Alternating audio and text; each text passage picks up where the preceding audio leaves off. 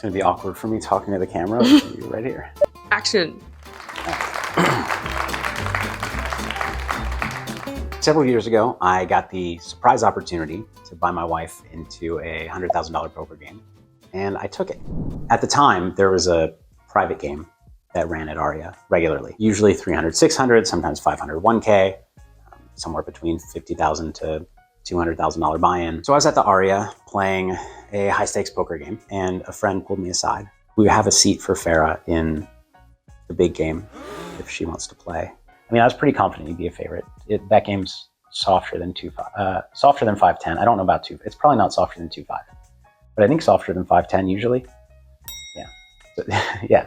So I thought you'd be a favorite. So I, if I remember correctly, pulled you aside. You texted me. You said, "Can you meet me at the tea room or something? I have to ask you something." And I was like, "Whoa, Yeah.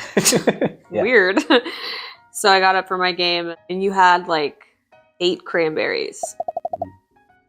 And you opened my hand and you're like, "If you want to, if you're willing, you can play in the big game." And I was like looking at this 200K and I was like, what? I just was shocked. I just like, it came out of like nowhere, it felt like. It came out of nowhere to me. Yeah. Too, yeah. And I trusted you. Like the fact that you were up for it meant that you believed in me. So that first time that you went in, how were your nerves? I was extremely nervous. I think I'm nervous in any session, like almost any stake. That's why I love poker, because it gets that fire going inside of me. But I was extra nervous, and I wanted to make you proud. So I was like, oh my God, I cannot screw this up. Did you feel like I would be upset? No, but I just want to, like, I just always want to make you proud. Like, I don't want to, like, I don't know. And I guess I probably wanted you to think I was good at poker, because like I've been really working on it, and you know, you never like got to see me play. You just knew that like my low stakes role was growing, and but yeah, I mean, you believed in me, so I wanted to pull through for you. Oh, the first couple sessions I lost, and I told you, I think if I don't win on my 3rd session, I can't handle this. I don't like losing this much money. Yeah, she was having trouble with the swings, just because of the magnitude of money. She obviously had, you know, several buy-in down swings at 510, wasn't as upset. So then I won on the 3rd day and got a little bit more confident. I remember my first hand. I drew the ace for the button, and then I got dealt pocket aces in my first hand. And it really just went all up from there. How did the game feel once you got used to it compared to 510 games you've played? Easier than the 510 games. I mean, those are professional players, like regulars that are studying, I think. And yeah, in the big game, it was only sometimes a couple professionals, and then the rest were people that would, you know, just fly in to play for fun. So I got very comfortable in that room. And how long until you felt confident in the game? The first win, which was my 3rd session, gave me my first like little bit like boost of confidence. And then certainly like by a couple months in, I was feeling very comfortable. Still like nervous and all that, but very comfortable. And like it was definitely like my job. I had no doubts about your skill level in that game. I knew you could be a winner, but I was unsure about how you'd handle the stakes, because I mean, I've been playing those stakes for I don't know, a decade, and they certainly weren't going to ask you to take the seat. No, so this was our only shot. There was one time that I got to play. Oh yeah, because I lost so much. Yeah, one day the game was tougher than it usually was by quite a bit. They were like running low on seats, and because I offered, I was like, look, I have to quit, because this is my... Oh, you offered? I didn't know. I was like, it's my stop loss, but if you need to fill the seat, like if you don't want the game to break, my husband can take my place. Yeah. And you avenged my losses. How much did you lose? 150, 200? Usually 3 bullets was when I would stop, so 150. I remember the most I ever lost one night was 350 because I had like added on. I like cheated a little bit. No. I meant like fudged my buy-ins. No, I mean like, you know what I mean. You like, didn't just you. I had a 300K stop loss, Yeah. but I added on more. I went against my stop loss. Yeah. So Yeah. I didn't cheat. What was the, yeah.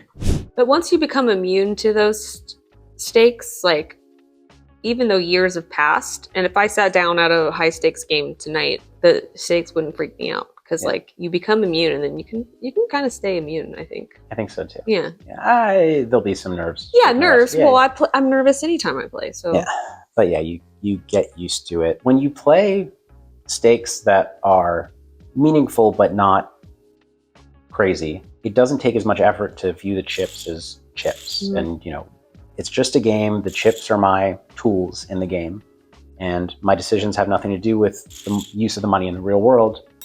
My decisions have to do with what's going to be the highest EV for my chips. The higher you move up, the harder that is. I never had trouble with that when I was 21, 22, playing 300, 600, 60K buy-in because I never spent any money in the real world. Yeah. So it was all just, the only thing I wanted to accumulate money for at that point was to play bigger poker. So it was just a game. But now, having been a grown-up and spent money on things, I do struggle more than I did then. What are some of your takeaways from the whole experience? Playing high stakes it felt a little glamorous. It felt cool and all that, but I had to keep my ego in check. At this point in my life, it kind of just feels like it was an era, and it's cool that I did it. And like at one point, and I can say this like not like total certainty, but like at one point I was like probably playing the highest stakes of any woman in the world. Yeah. At one point. Yeah, that's cool. And I don't need to do it again. I mean, that whole life was like sort of a whirlwind. I don't want to say I got caught up in it, but like I don't know how like I did that so much. Like it's like long hours and it's late at night, and you put up with a lot of different personalities, and you have to play the game. And by play the game, I mean like always be fun and on and yeah, especially I would imagine as a woman. Yeah, I mean, I definitely like would have moments where when there was like 10K straddles or like whatever, and I'm like not fazed by it, just thinking like, wow, I'm just this little girl in this game, and I've got $500,000 in front of me. Like this could be a movie. Yeah. Soap opera girl turned like high stakes poker player. Yeah. Definitely dreams like came true. It was a really cool time in my life, but it definitely feels sort of like how the soap operas feel for me. It just feels like it's over.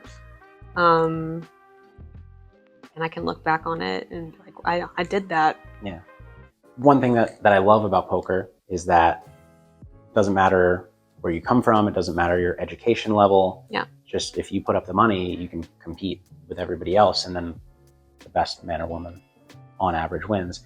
And private games don't allow for that. And that's always bothered me. But then here I was benefiting from it.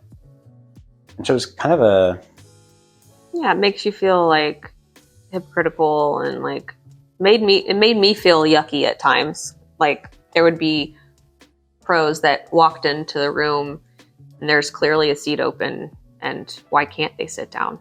Yeah. But I do also, and I'm sure you know better than me, because I've been in a couple of private game environments, not many. It makes sense why the players who play recreationally prefer that environment.